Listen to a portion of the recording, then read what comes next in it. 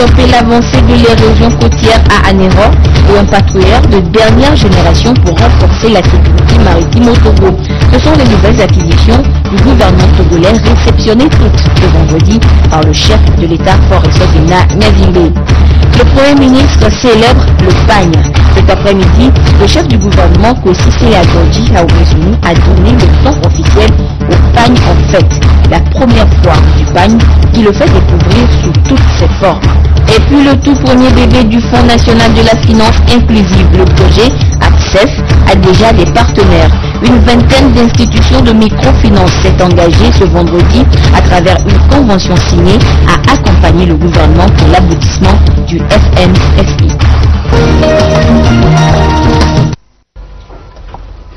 Voilà pour les titres de cette édition. Merci de nous rejoindre sur la télévision togolaise pour le 20h.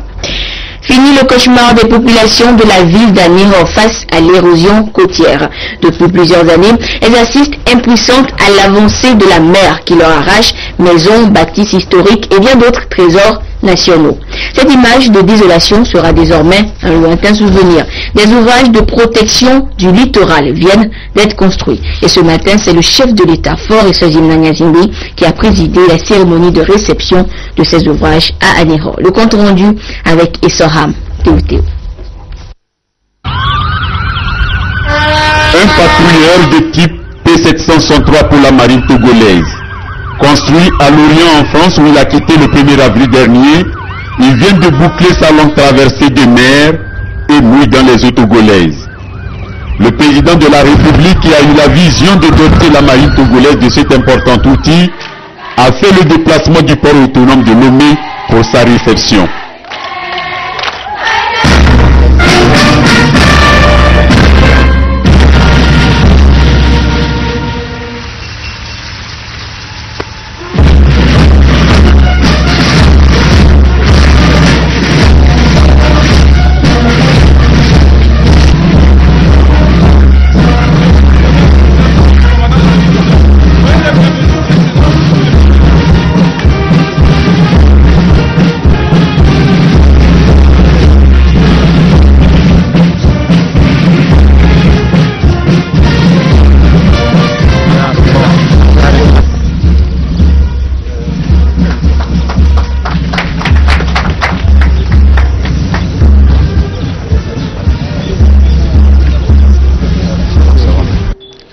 De 34 mètres de long, avec une vitesse moyenne de 45 km/h, il s'agit d'un navire de surveillance et d'interception destiné à la lutte contre le terrorisme, le trafic de drogue et la piraterie maritime de plus en plus fréquent dans le golfe de Guinée.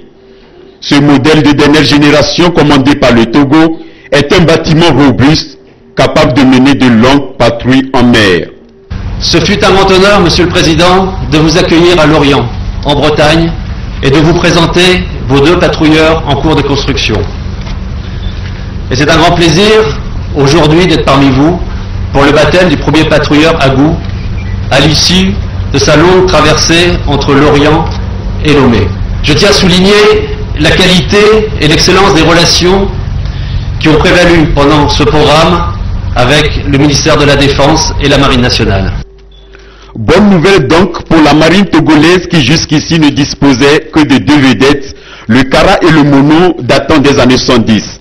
Le chef d'état-major de la marine, le capitaine de vaisseau Adjo Vinyokodjo, a relevé la nécessité pour son département de disposer de cette logistique moderne. Conscient des défis de l'heure et de la mission assignée à la marine nationale, il a rendu tout le mérite au chef de l'État, tout en rassurant que le P763 est un atout efficace dans la surveillance et la sécurisation des côtes togolaises. Une vision, une méthode et des moyens, c'est en ces termes que le général Abalo Félix Kadanga, chef d'état-major général des forces armées togolaises, a exprimé la satisfaction des FAT au chef de l'État au regard de l'acte qui vient d'être posé. Pour lui, la capacité opérationnelle des forces de sécurité maritime est désormais renforcée. C'est aussi une garantie pour la relance de l'économie nationale. La coupure du ruban par le chef de l'État Faure-Essozina Gnazingbe, le dévoilement de la plaque qui bâtit ce patrouilleur du nord d'Agou et l'explosion de la bouteille de champagne, une tradition respectée dans le monde de la marine, sont les temps forts qui ont ponctué la visite guidée du chef de l'État. Le président Faure marque ce passage par la signature du livre d'or. Selon la société Redco, maître d'ouvrage, un autre patrouilleur de même type est attendu dans 3 mois.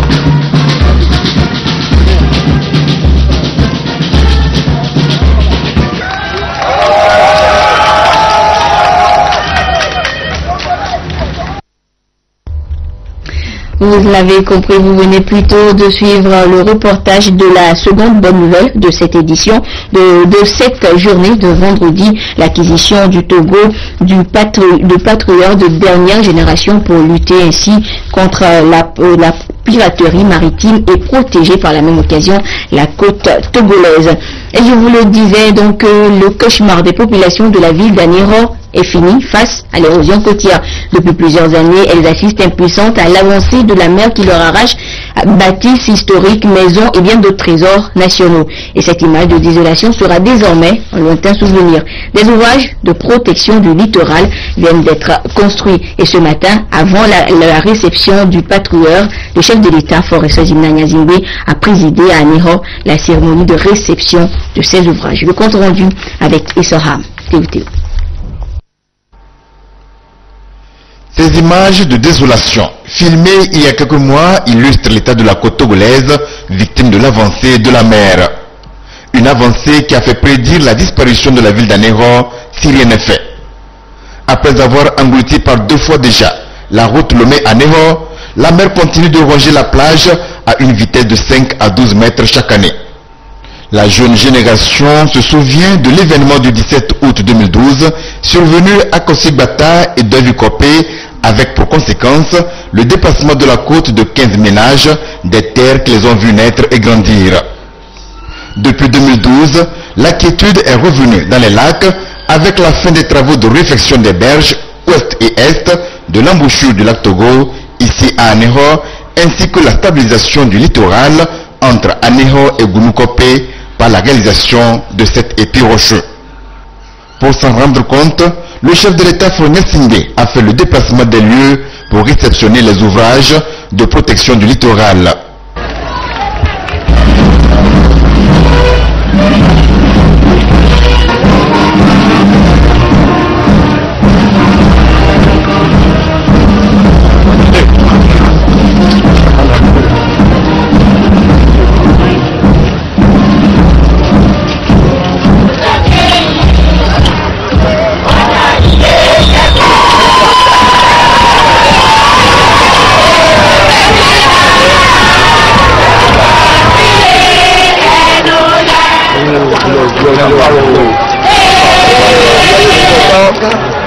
La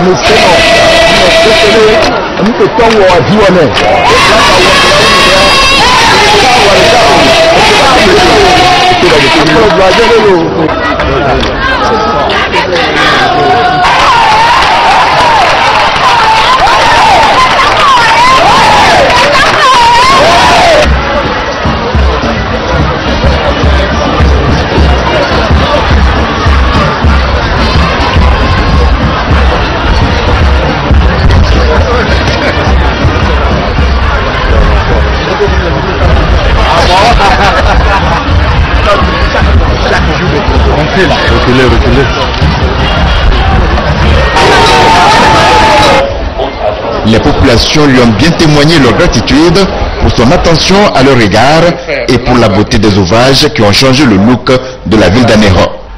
Le chef du trône royal, Adjigo, est un des témoins des impacts de l'avancée de la mer. À travers ses propos, il laisse découvrir à quel point toute la communauté apprécie les efforts du gouvernement. Le trône Adjigo fait partie des premières victimes de ces drames. Puisqu'il y a de cela une trentaine d'années, le trône, les bâtiments qui habitaient le trône royal Adjigo allié étaient presque emportés par la mer. Ce qui a nécessité et en urgence la reconstruction d'un autre palais aujourd'hui situé à Mlensi. Comment ne pas vous rendre hommage, Monsieur le Président de la République? pour vos initiatives audacieuses. Il y a de cela 5 ans, voire 6 ans, sur toute la côte ouest africaine jusqu'au Sénégal, nous étions menacés par un délestage qui ne dit pas son nom. Au jour d'aujourd'hui, 4 ans, 5 ans après, le Togo peut se tarder d'avoir sous votre houlette trouvé la solution à ce délestage pendant que les autres pays croupissent encore dans le délestage. Nous le savons. Nous vous félicitons. Vous gagnerez encore d'autres combats, voire pourquoi pas d'autres guerres, et nous vous soutenons.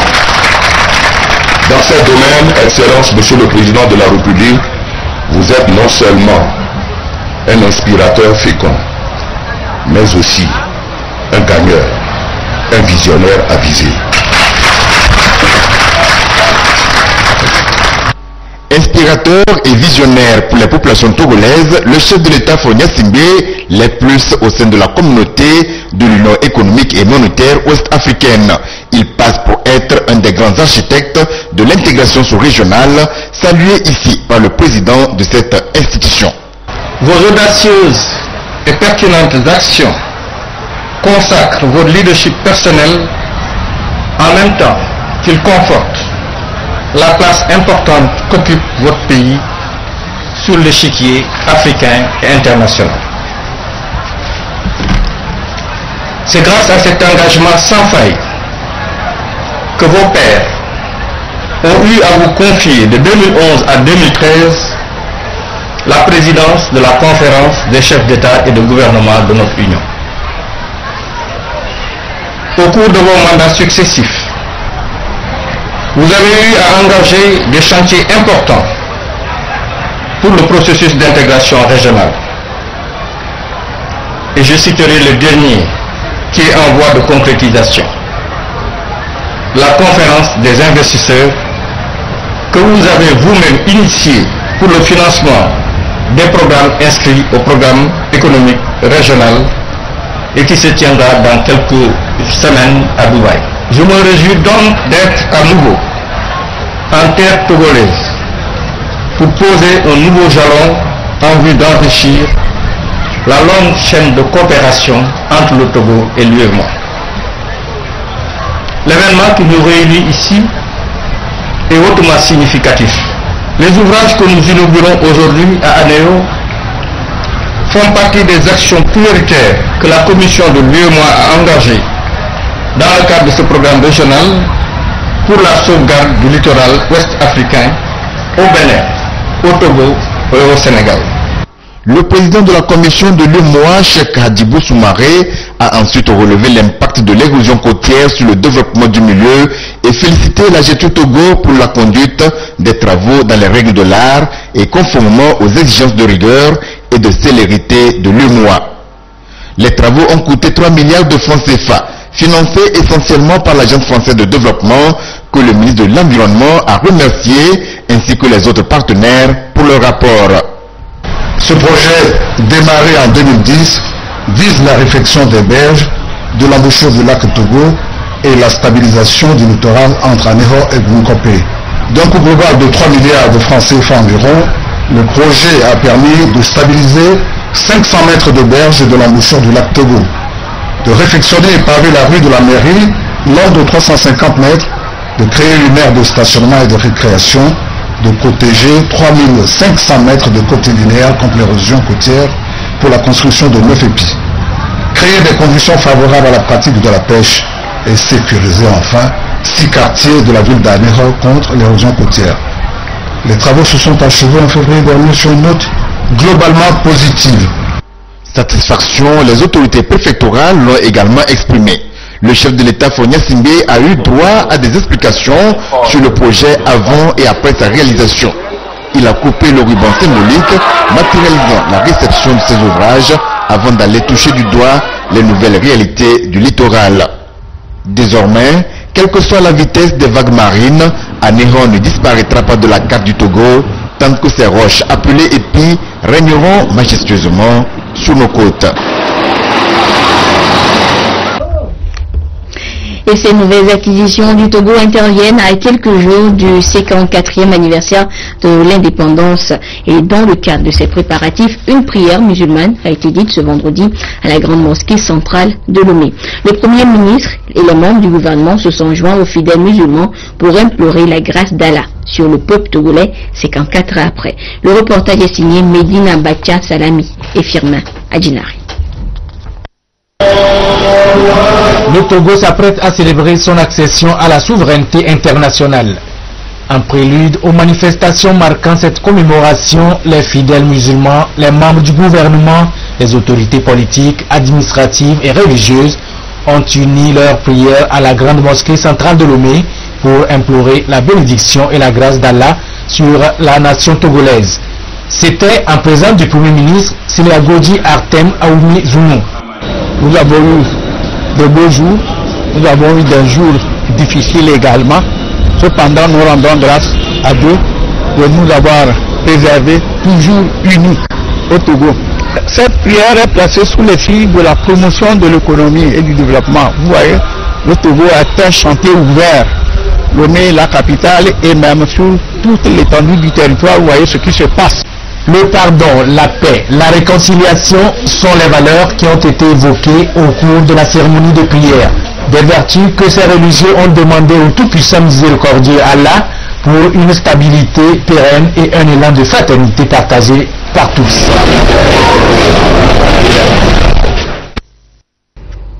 Et toujours dans le cadre de la célébration du 54e anniversaire de l'indépendance du Togo, le chef de l'État fort Essazimna Nyazingbe a reçu ce vendredi des messages de félicitations de certains de ses homologues.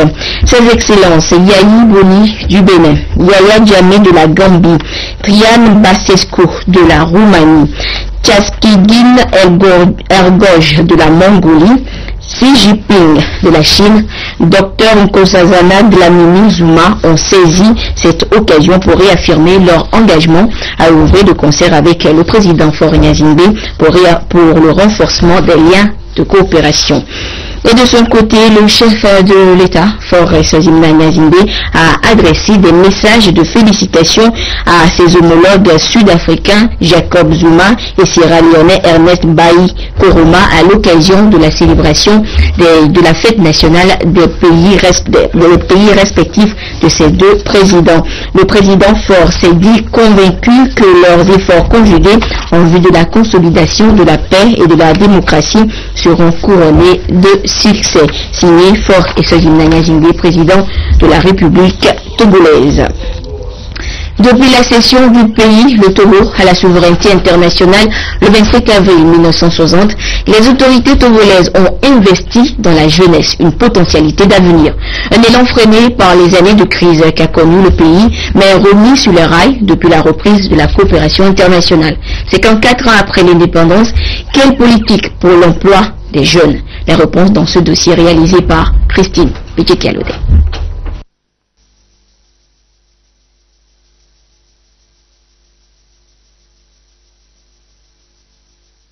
Quelques soucis techniques. Je vous disais que depuis l'accession du Togo à la souveraineté internationale le 27 avril 1960, les autorités togolaises ont investi dans la jeunesse cette potentialité d'avenir. Mais cet élan a été freiné par les années de crise qu'a connu le pays, mais remis sur les rails depuis la reprise de la coopération internationale. 54 ans après l'indépendance, la question qui se pose est de savoir quelle est la politique pour l'emploi des jeunes. La réponse dans le dossier réalisé pour nous par Christine Pétikialodé. La plupart des premiers cadres togolais sont se formés par l'École nationale d'administration de Lomé pour servir de relais à l'administration coloniale française. Après la proclamation de l'indépendance en 1960, la rupture n'a pas été totale. Les coopérants français assuraient toujours le transfert de compétences, surtout dans les domaines de la technologie et de la santé. Une seconde partie de l'élite togolaise partait se former en Europe pour des études supérieures. À partir de 1970, l'université de Lomé a été créée. Les cadres sont formés sur place et seront déployés progressivement à travers les concours de recrutement. Dans les années 80, Les programmes d'ajustement structurel engagés sous la coupole des institutions de Bretton Woods imposent une politique d'austérité qui ne permet plus à l'État d'engager aisément les demandeurs d'emploi. Situation aggravée par la crise sociopolitique qui a secoué le Togo dans les années 90. Avec la reprise de la coopération, l'horizon s'éclaircit, l'espoir est de nouveau permis aux jeunes chômeurs qui retrouvent progressivement le moral. En 2008, un concours national est organisé dans la fonction publique. 40 000 nouveaux demandeurs d'emploi arrivent sur le marché du travail tous les ans. Et tous ces demandeurs, selon des statistiques, ont entre 15 et 35 ans. Pour faire face à la question d'emploi des jeunes, le gouvernement, à travers le ministère en charge de la jeunesse et l'Agence nationale de promotion de l'emploi ANPE, a mis en place plusieurs programmes et projets en faveur des jeunes. En dehors des recrutements sectoriels dans certains départements, comme les ministères de la Santé et de l'Éducation, des initiatives ont été prises en vue de renforcer l'employabilité des jeunes, promouvoir leur auto-emploi et faciliter leur insertion. Il s'agit des projets et programmes comme l'aide à l'insertion et au développement de l'embauche aide, le programme de volontariat national Provonat, le fonds d'appui aux initiatives économiques FAEJ et le projet d'appui à l'insertion économique des artisans PAI-PCA. Tous ces programmes et projets ont permis de créer au moins 127 243 emplois entre 2008 et 2013 avec un financement d'environ 12 milliards de francs CFA. L'emploi des jeunes est devenu plus qu'une priorité. Le gouvernement l'a même inscrit au centre de sa nouvelle stratégie de croissance accélérée de la promotion de l'emploi SCAP. Les différents projets, selon le ministère en charge de l'emploi des jeunes, vont se poursuivre, voire se renforcer. Je vous donne maintenant la suite du programme de la célébration du 54e anniversaire de l'indépendance du Togo, placé cette année sous le thème « Indépendance politique, autonomie financière ». Demain samedi 26 avril 2014, 5h30, cérémonie de libation à Lomé. 9h, lancement officiel des opérations de crédit du FNFI et de la zone bleue. 16h30, cérémonie de décoration à l'ancien palais. 18h, animation de la flamme de l'indépendance. 18h30, retraite au flambeau. 19h30, cocktail dans le jardin de l'ancien palais de la présidence de la République. Dimanche 27 avril 2014, 7h, messe catholique à la paroisse universitaire de Lomé et culte protestant au temple d'Aguanivé. 7h30, mise en place des populations à la place de défilé. 8h30, mise en place terminée des autorités administratives, politiques, militaires, religieuses, traditionnelles et des autres invités. 8h40, arrivée de son Excellence Monsieur le Président de l'Assemblée nationale. Son Excellence Monsieur le Premier ministre arrivera à 8h45. 8h50, arrivée de Son Excellence Monsieur le Président de la République. Le défilé militaire et civil débutera à 9h. 12h30, fin du défilé et départ de Son Excellence Monsieur le Président de la République. 13h, déjeuner dans la grande salle des fêtes. 14h, réjouissance dans les quartiers. 15h30, finale de la Coupe de football de l'indépendance au stade de Kégué. 19h30, méga concert à Lomé sur l'esplanade côté nord du palais des congrès et dans les différents chefs-lieux de région du pays. Plusieurs activités viendront agrémenter ce 54e anniversaire, parmi lesquelles le traditionnel défilé militaire, paramilitaire et civil. Cette année encore, les corps habillés et les civils se préparent à nous en mettre encore plein la vue dimanche prochain à la place des fêtes de la nouvelle présidence. Et ce vendredi, une de nos équipes de reportage a surpris le dernier entraînement général. Regardez.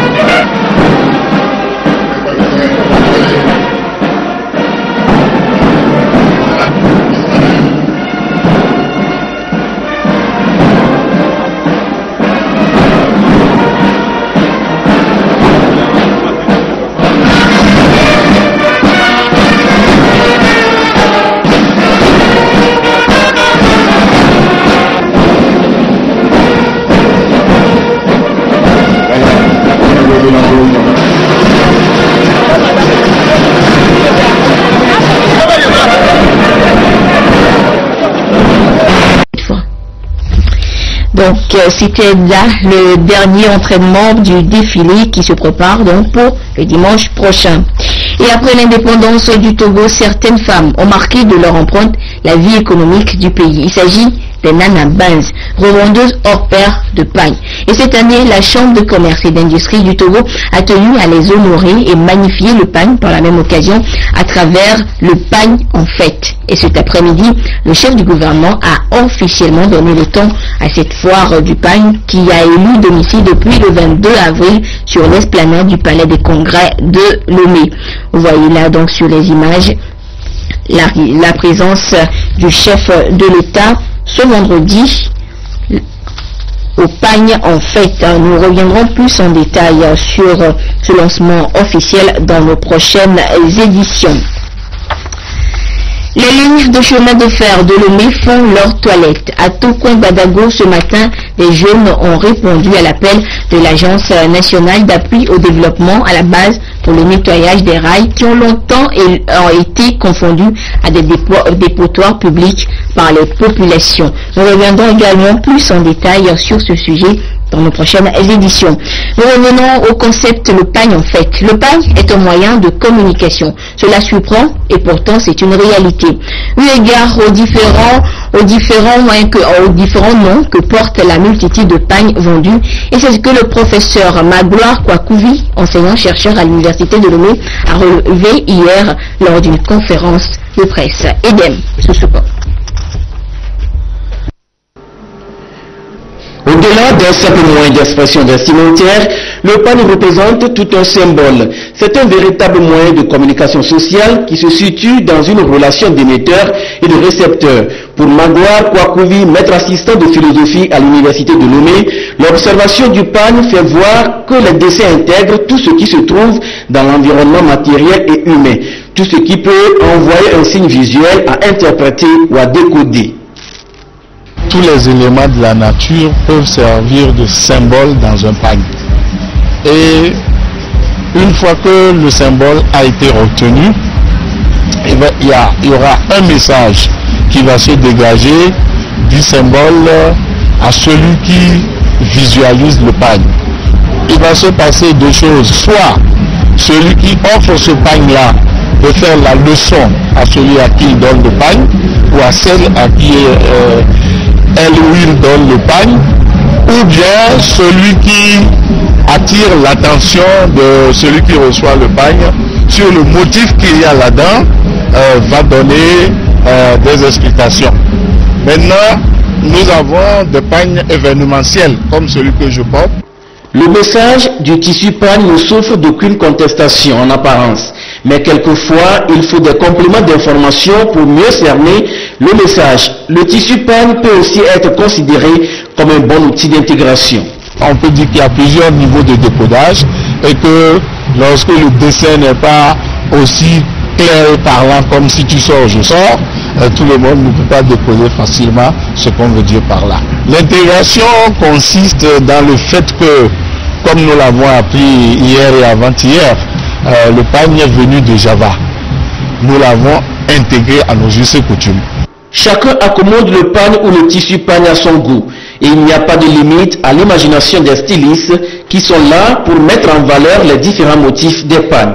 Premièrement, il faut également, comme tu viens de dire, voir le motif, surtout également la couleur, pour savoir quel modèle ou bien quel type de tenue ira avec cela. Et également, nous avons notre génie créateur qui nous aide. Par exemple, si vous avez des coquillages dans un pagne, donc il faut voir de quelle manière disposer ces coquillages pour que cela soit bien visible. Ici au Palais des Congrès de Lomé, cette foire du pagne offre l'occasion de tout connaître sur les produits innovants issus du pagne. Le public aura à découvrir aussi samedi prochain le livre de Dalé Hélène Labité intitulé Nana Benz, Parcours de vie. On revient maintenant sur les grandes bonnes nouvelles de ce vendredi. Après les ouvrages d'enrochement de la côte à Anéro, un patrouilleur de dernière génération est acquis pour renforcer la protection de toute la côte togolaise et lutter ainsi contre le piratage maritime. Une aubaine pour la marine togolaise. Et après Anéro ce matin, le président de la République s'est rendu au port autonome de Lomé pour la réception de ce joyau. Le compte rendu avec Adolphe Baka. Un patrouilleur de type P763 pour la marine togolaise. Construit à Lorient en France où il a quitté le 1er avril dernier, il vient de boucler sa longue traversée de mer et mouille dans les eaux togolaises. Le président de la République qui a eu la vision de doter la marine togolaise de cet important outil a fait le déplacement du port autonome de Lomé pour sa réception.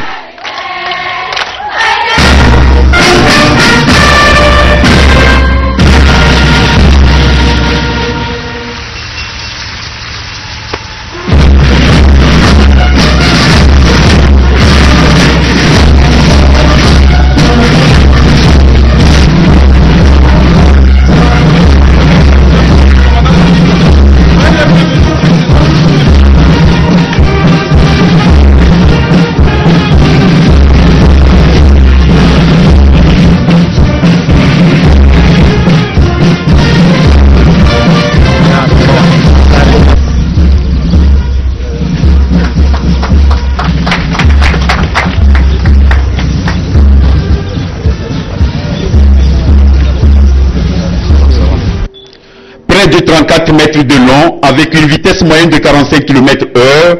Il s'agit d'un navire de surveillance et d'interception destiné à la lutte contre le terrorisme, le trafic de drogue et la piraterie maritime de plus en plus fréquent dans le golfe de Guinée. Ce modèle de dernière génération commandé par le Togo est un bâtiment robuste capable de mener de longues patrouilles en mer. Ce fut un grand honneur, Monsieur le Président, de vous accueillir à Lorient, en Bretagne, et de vous présenter vos 2 patrouilleurs en cours de construction. Et c'est un grand plaisir aujourd'hui d'être parmi vous pour le baptême du premier patrouilleur Agou à l'issue de sa longue traversée entre Lorient et Lomé.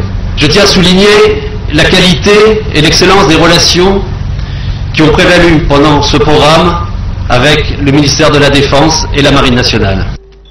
Bonne nouvelle donc pour la marine togolaise qui jusqu'ici ne disposait que de 2 vedettes, le Kara et le Mono datant des années 70.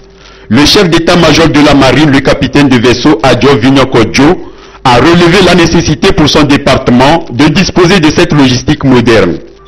Conscient des défis de l'heure et de la mission assignée à la marine nationale, il a rendu tout le mérite au chef de l'État, tout en rassurant que le P763 est un atout efficace dans la surveillance et la sécurisation des côtes togolaises.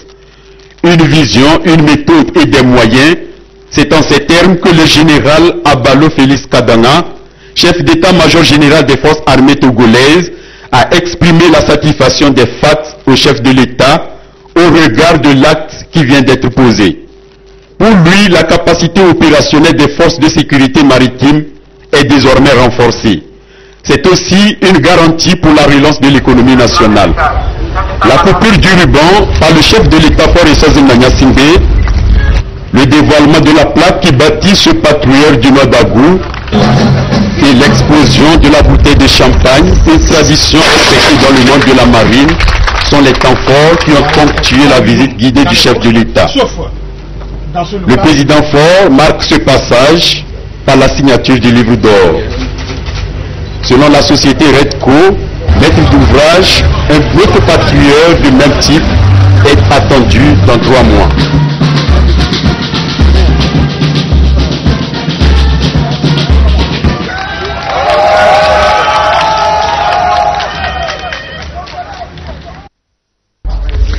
Journée portes ouvertes à l'agence d'exécution des travaux urbains au Togo, AGETUR. Pour ses 20 ans, l'agence se fait mieux connaître du public. Un événement couplé avec l'Assemblée générale de l'Association africaine des agences d'exécution des travaux d'intérêt public, Africatip. Emmanuela Adjaklo et Ramdan Bassina pour le compte rendu. L'agence d'exécution des travaux urbains du Togo, AGETUR Togo, célèbre ce 23 avril son 20e anniversaire. Événement qui coïncide avec la tenue à Lomé de la 30e Assemblée Générale de l'Association africaine des agences d'exécution des travaux d'intérêt public Africatype. Selon le directeur général d'AGETUR Togo, le bilan de son institution est satisfaisant et les perspectives assez prometteuses. On aurait bien voulu que le bilan fût plus satisfaisant que ça, mais en 20 ans, nous avons en investissement réalisé plus de 100 milliards. Et actuellement, nous gérons 21 projets en tout.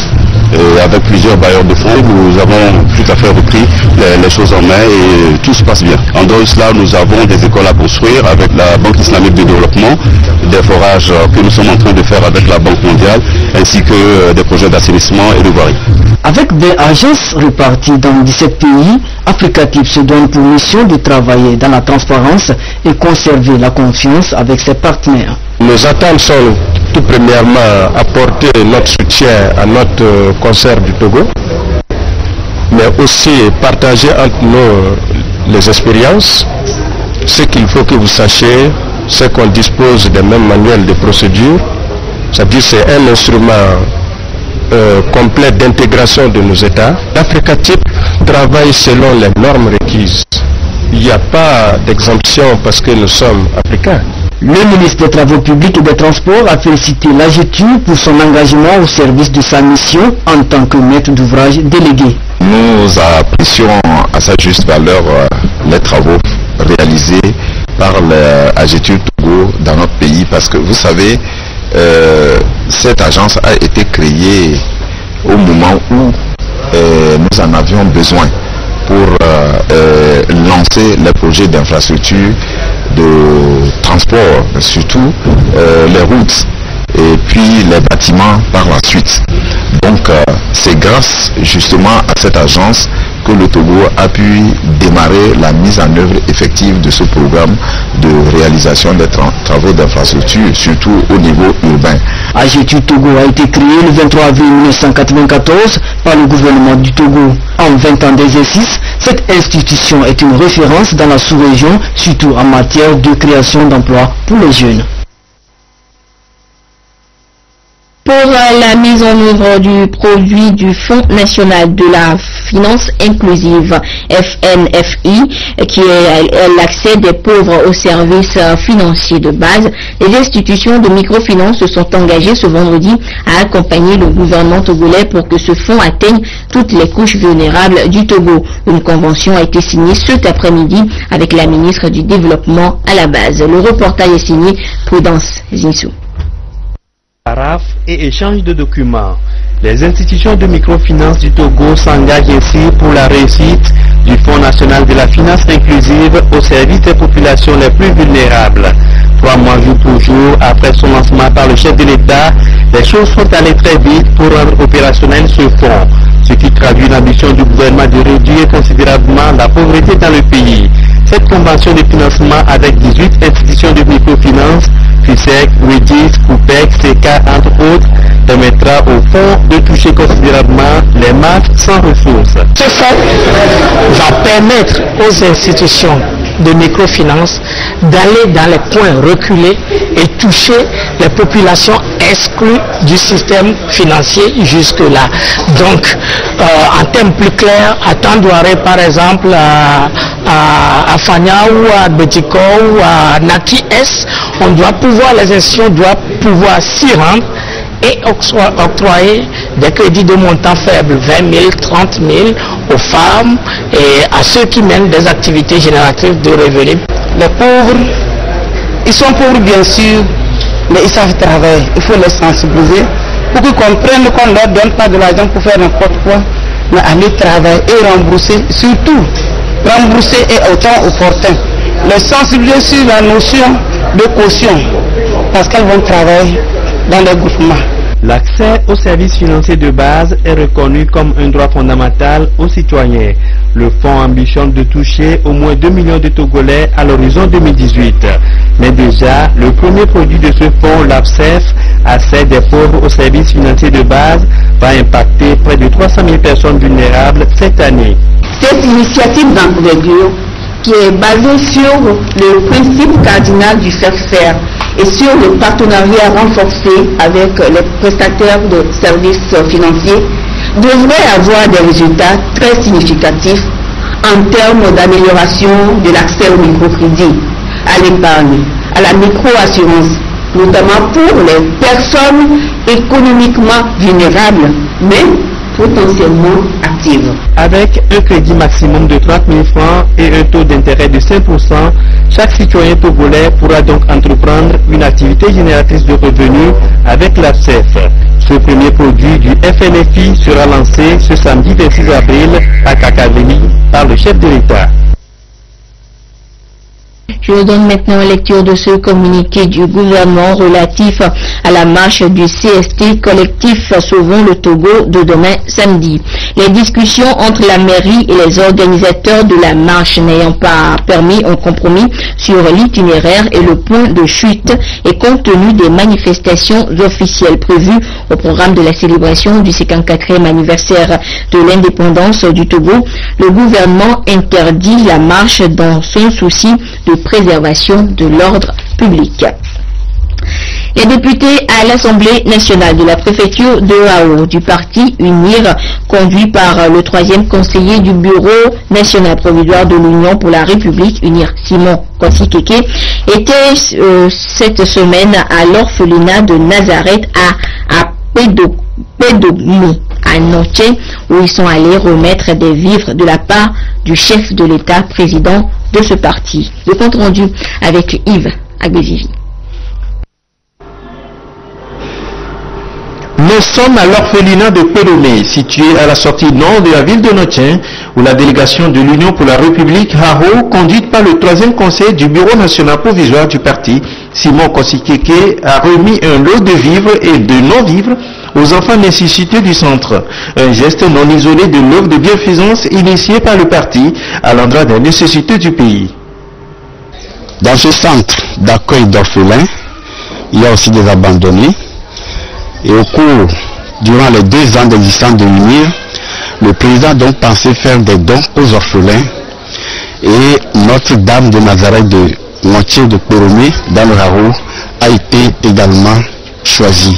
C'est un don pour permettre, contribuer donc à tous les efforts déployés déjà par les responsables de ce centre, pour signifier à toute la population et surtout aux démunis qu'ils pensent toujours à eux. Ce geste revêt une grande importance en ce moment où les choses se révèlent difficiles et la délégation était renforcée par les élus d'Oharo à l'Assemblée nationale.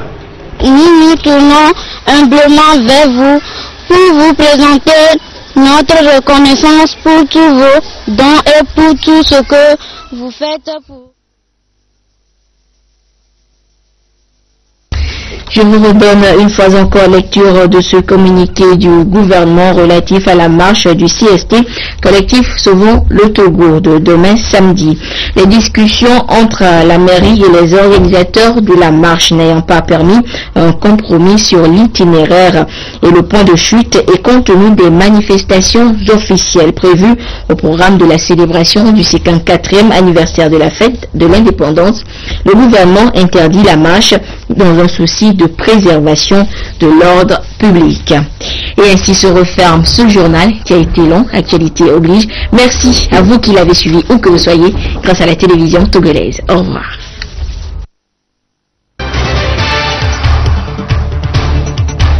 Des ouvrages pour stopper l'avancée de l'érosion côtière à Anéro et un patrouilleur de dernière génération pour renforcer la sécurité maritime au Togo.